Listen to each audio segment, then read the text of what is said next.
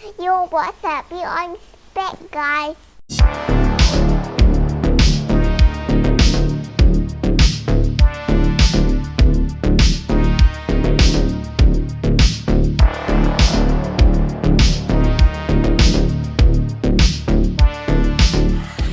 What's up guys, Pierre Andre is back. Alright, Assalamualaikum dan salam sejahtera pada korang yang menonton channel Andre Brothers. Korang memang awesome guys. Yes, we are back dengan kita punya video-video yang menarik. Apa khabar korang? Adakah korang dalam keadaan yang sihat? Kalau sihat, kita kena perbanyakkan rasa bersyukur kepada Allah kerana kesihatan dan nikmat yang Allah berikan pada kita. Okay guys, first kali aku nak ucapkan minta maaf lah sebab dah berapa hari aku tak upload video aku kurang sihat guys, disebabkan aku ambil first jab, first vaccine, jadi badan aku demam sikit, tapi Alhamdulillah hari ni dah okey. Tapi sebenarnya dalam tempoh aku tak berapa sihat tu banyak juga ada aku tengok cerita-cerita yang terkini atau isu-isu yang hangat, tapi aku tak boleh nak up dekat channel ni pasal aku tak sihat guys. Dan okay, hari ni juga aku nak ucapkan tahniah buat Perdana Menteri kita yang ke-9, iaitu Datuk Seri Ismail Sabri, yang berjaya menjadi Perdana Menteri kita yang ke-9 guys. Okay, aku harap dengan pelantikan beliau ni semoga beliau dapat memakmurkan Malaysia lagi. Yang pentingnya dapat bantu rakyat Malaysia yang sekarang ni aku rasa sangat terkesan dengan isu pandemik COVID. Ramai orang kena buang dan banyak orang sakit dan sebagainya. Kalau nak cerita pasal isu politik, aku rasa memang tak habis guys. Memang takkan habis daripada dulu sampai sekarang. Cerita dia sama je. Cumanya aku nak nasihatkan sikit lah kepada korang mana yang terlampau taksub dengan parti-parti tertentu. Aku rasa dah tiba waktunya kita kena kurangkan sikit rasa taksub kepada mana-mana parti guys. Bukannya aku nak mengajak korang supaya tidak sokong mana-mana parti, tak. Itu hak korang untuk menyokong mana-mana parti yang korang suka. Tetapi kalau kita sokong, janganlah sampai kita terlampau taksub kepada satu parti sampai apa yang dia buat salah pun kita bersetuju saja. So itu menjadi masalah dia guys. Okey, bila kita bercerita pasal politik, apa pula pandangan aku? Honestly, sejujurnya aku dah lama putus asa atau tidak mengharap banyak tentang politik di Malaysia. Pasal, kenapa aku cakap macam tu? Politik Malaysia balik-balik macam tu lah. Pimai tang tu juga. So, mana-mana parti yang naik pun akan jadi benda yang sama juga. Ini pada pendapat aku lah. Sebab tu aku cakap kepada mana yang petaksub politik ni, kalau kita terlampau taksub pun tak guna juga. Yang kaya tu diorang, yang susah tu tetap kita. So sekadar kita mentaksub aja, tapi kita tak ada apa-apa kan. So aku rasa no point untuk kita taksub kepada mana-mana ahli politik atau mana-mana parti politik yang kita dengar kalau orang kutuk parti kita je, kita jadi barang kan. So aku rasa no point guys. No point lah. Sebab apa? Orang yang kaya tu tetap mereka juga. Yang senang tetap mereka. Kita hanyalah menjadi pentaksub yang tak dapat apa-apa pun. Okey, kenapa hari ni aku nak buka cerita isu politik? Sebenarnya aku tak berapa gemar sangat isu politik. Pasal aku lebih tertarik tentang isu di mana Taliban telah berjaya menguasai balik Afghanistan. Alhamdulillah, syukur kepada Allah kerana Taliban berjaya kembali balik kepada mentadbir negara Afghanistan. So kita tahu Afghanistan ni adalah sebuah negara yang memang penuh dengan pancaroba guys. Kita tahu memang negara dia memang asyik berperang aja. Dan selama 20 tahun ni diorang boleh dikatakan bukan dijajah lah, tapi US, Amerika Syarikat telah menduduki negara diorang selama 20 tahun lama dia. Dan selama itu jugalah dan kita tahu tentera Taliban ni telah diusir dan mereka tidak berkuasa di negara Afghanistan. Semuanya berpunca daripada 9 September dulu. Itu 9 September tu filem aku guys. 11 September. Allah, 9 September tu filem aku. 11 September. 11 bulan 9 tu. Yang isu pasal, korang tahulah World Trade Center yang dihentam oleh pesawat yang dituduh sebagai teroris, dan sebab tu jugalah mereka menuduh Osama bin Laden dan juga kumpulan Al-Qaeda dan juga Taliban yang terlibat dalam pengeboman atau penghempasan kapal terbang ke World Trade Center tu. Dan daripada situlah terjadinya pihak Amerika Syarikat berperang dengan Afghanistan. Okey, berbalik-balik pada negara Afghanistan ni, kita tahu 20 tahun namanya US menduduki negara tu, dan selama 20 tahun tu juga diorang telah menghabiskan kira-kira 88 bilion dolar, guys. 88 bilion dolar, banyak gila tu, untuk train atau mengajar tentera-tentera pro-Amerika Afghanistan untuk berlawan dengan Taliban ni lah. So kiranya Amerika Syarikat ni dia telah train askar-askar batil lah, askar-askar Afghanistan yang pro-Amerika ni untuk kononnya menjaga negara diorang, sebab dia nak jadikan Afghanistan ni negara demokrasi kan. Tapi Allah itu maha hebat, Allah maha mengetahui segalanya, Allah jugalah maha sebaik-baik perancang. Apabila US decide untuk nak keluar je daripada Afghanistan, aku rasa kurang pada berapa bulan aja Taliban, hebatnya Taliban, macam mana Allah muliakan Taliban ni, sekejap je dia orang dapat rampas balik Afghanistan daripada pihak musuh. Okay, kenapa kenapa Taliban? Bila dengar aku cakap ni, rasa macam aku ni macam berminat sangat dengan Taliban. Okay guys, kenapa aku cakap aku berminat dengan Taliban? Mungkin boleh jadi Taliban ni lah tentera panji hitam yang kita dijanjikan untuk membebaskan Al-Aqsa nanti. So, untuk hari ni aku nak react satu video guys daripada Al-Manhaj. So, aku harap video ni dapat memberi manfaat kepada kita lah guys. Kita react dulu video ni, kemudian kita ulas sikit lah. Bismillahirrahmanirrahim. Rasulullah SAW pernah menyebutkan begini, yakhruju min Khurasan rayatun sudun la yarudduha syai'un hatta tunsaba bi Iliya. Akan muncul dari bumi Khurasan pasukan pembawa panji hitam. Tidak ada satupun kekuatan di muka bumi yang bisa mengalahkannya, sampai mereka akan mengibarkan panji hitam itu di bumi Iliya, Al-Quds, Al-Aqsa. Allah.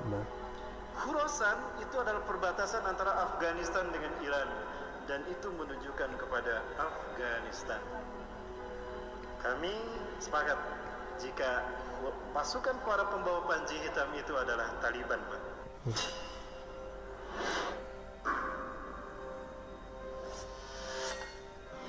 Rasulullah SAW pernah menyebutkan begini, yakhruju min Khurasan rayatun sudun la yarudduha syai'un hatta tunsaba bi Iliya. Akan muncul dari bumi Khurasan pasukan pembawa panji hitam.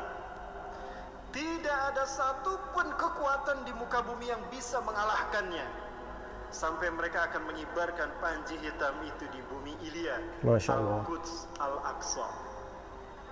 Khurasan itu adalah perbatasan antara Afghanistan dengan Iran, dan itu menunjukkan kepada Afghanistan.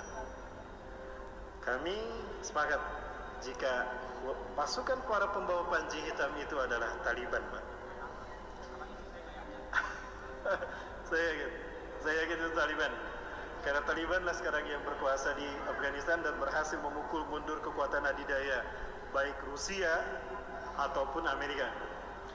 Di bawah kepemimpinan Boris Yeltsin, Rusia dipermalukan oleh Taliban. Sampai habis pasukan Rusia di Afghanistan. Maka Islam kembali berkibar hingga dibaiatlah Mullah Umar sebagai khalifah. Osama bin Laden ada di sana tahun 97, Pak. Kemudian Amerika mencoba menguji keberuntungannya. Sama, banyak yang stres dari tentara Amerika di Afghanistan, Pak.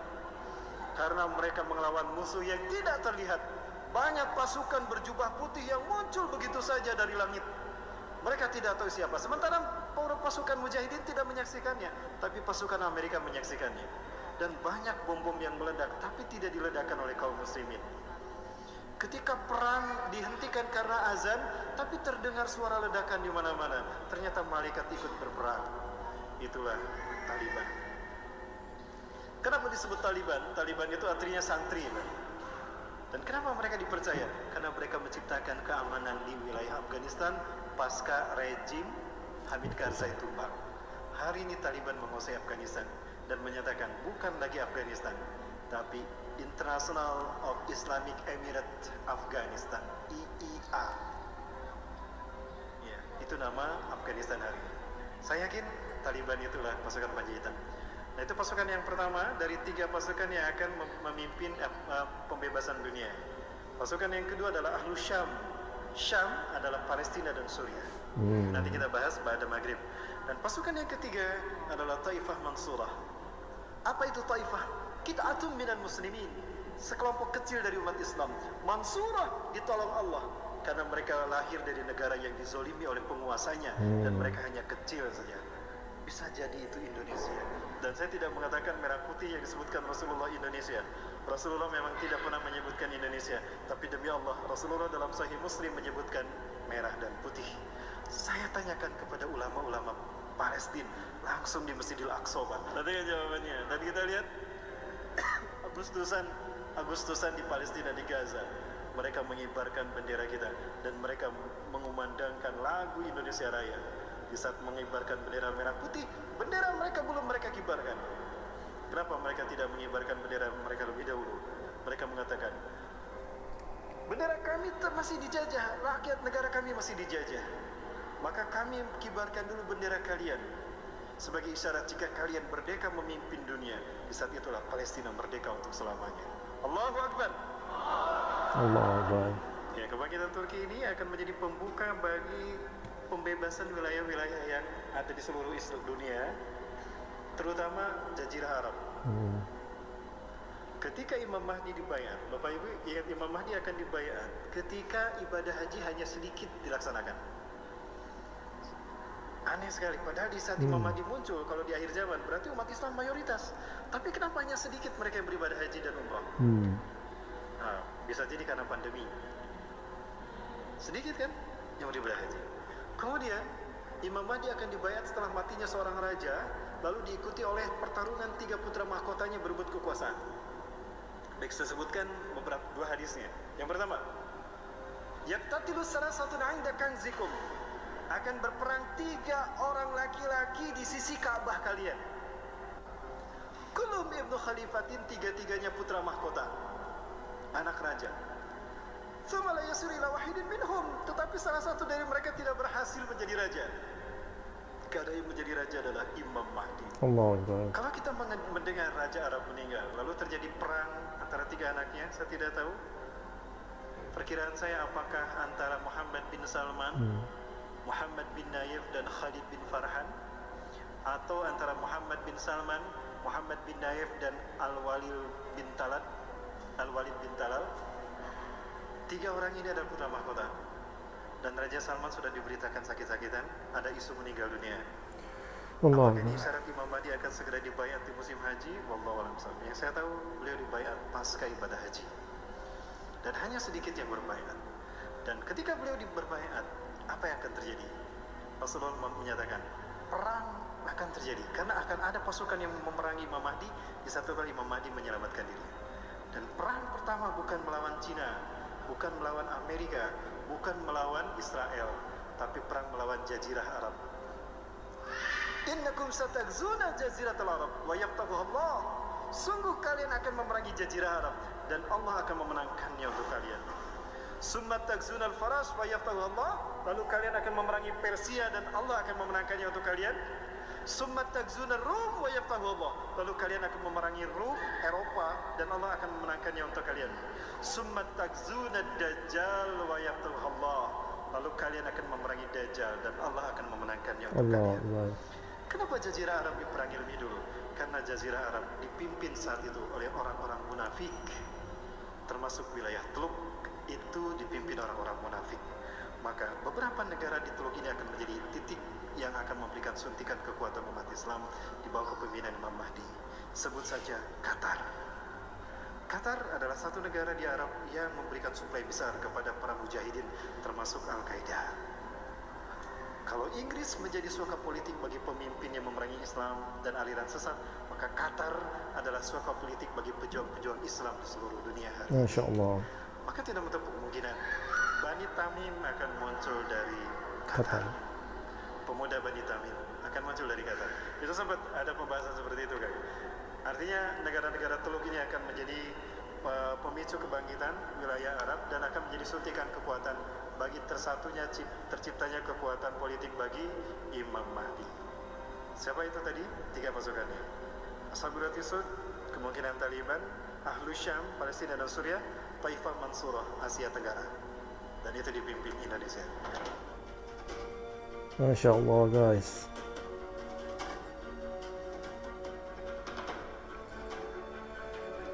Allah Akbar, Masya Allah.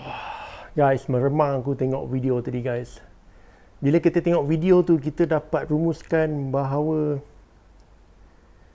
penghujung kita ni dah tak lama guys. Kita ni dah berada di hujung zaman dah. Aku sangat yakin kita ni tak lama dah. Kita tak tahu mana yang akan muncul dulu.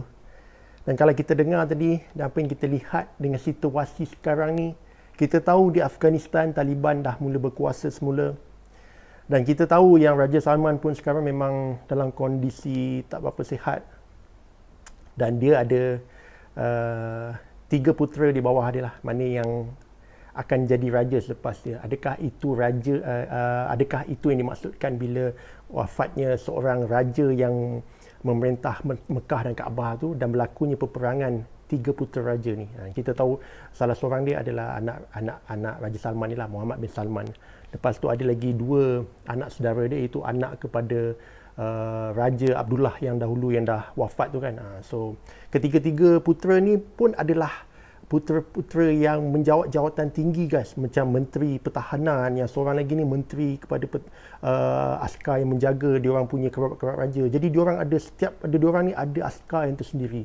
So aku tak dapat bayangkan kalau betul lah memang itulah cerita yang dijanjikan, berlakunya peperangan saudara antara mereka bertiga. Aku rasa memang dah dekat lah. Memang dah dekat sangat Imam Mahdi nak keluar. So bila Imam Mahdi nak keluar, adakah kita masih sibuk lagi dengan politik Malaysia ni guys? Masih taksub lagi dengan ahli politik ni, walaupun kita dah tahu Imam Mahdi dah hampir nak keluar guys. Dan yang paling aku takut bila kita dengar tadi, kalaulah betul Imam Mahdi dibai'ah ketika musim haji atau umrah. Dan kita tahu sekarang, di waktu sekarang ni, memang kalau musim haji atau umrah ni, mustahil umat Islam tak ramai dekat Mekah. Mesti ramai. Tapi kalau dibai'ah ketika umat Islam tak ramai di Mekah, adakah dia akan dibai'ah ketika pandemik COVID? Dan kita tahu pandemik ni lah orang tak ramai dapat pergi ke Mekah untuk mengerjakan haji dan umrah. So kalau benda ni berlaku, dia dah hampir-hampir dah guys. So sebab itulah aku lebih tertarik isu Taliban yang menguasai semula Afghanistan dan juga isu-isu macam ni. Sebabnya sebagai orang Islam yang perlu ada iman di hati dia, inilah benda yang kita kena kejar guys. Inilah benda yang wajib kita kejar guys, iaitu kalau betul Imam Mahdi akan dibai'ah, kita kena ada cita-cita untuk menjadi pejuang-pejuang Islam guys. Mungkinlah realiti ni kita tak tahu macam mana, tapi sekurang-kurangnya kita kena ada cita-cita untuk mati syahid guys, untuk benda-benda yang betul-betul hak, bukannya benda-benda yang bersifat sementara di dunia ni guys. So aku sangat-sangat berharap kita cukup-cukuplah sengketa antara politik ni, politik tu, taksub politik ni, taksub orang ni. Sudah-sudah guys, pasal aku rasa benda ni tak akan kekal lama. Sebab kalau korang mana yang mata dan pintu hati dia terbuka, dia akan dapat lihat benda ni dengan jelas. Dan memang kita berada di penghujung zaman ni guys. So kalau kita betul-betul berada di penghujung zaman, adakah kita dah bersedia menerima kehadiran Imam Mahdi? Dan kita tahu bila datangnya Imam Mahdi, kita kena bersedia juga dengan Dajjal.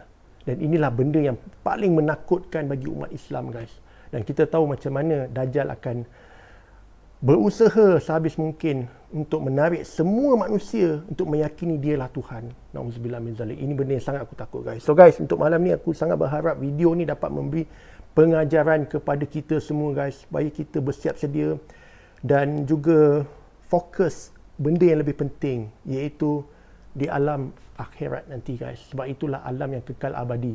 Kalau kita yakin pada hari akhirat, insya-Allah kita akan selamat. Tapi kalau kita masih lagi yakin bahawa esok parti politik itu akan merentah atau hari ni parti politik yang berjaya merentah akan berjaya selamanya, good luck to you guys. Sebab aku tak nak jadi orang-orang yang macam tu. So sehingga kita jumpa untuk kita punya next video. Korang jaga diri baik-baik. Stay safe, stay cool guys. Korang memang awesome. Ciao.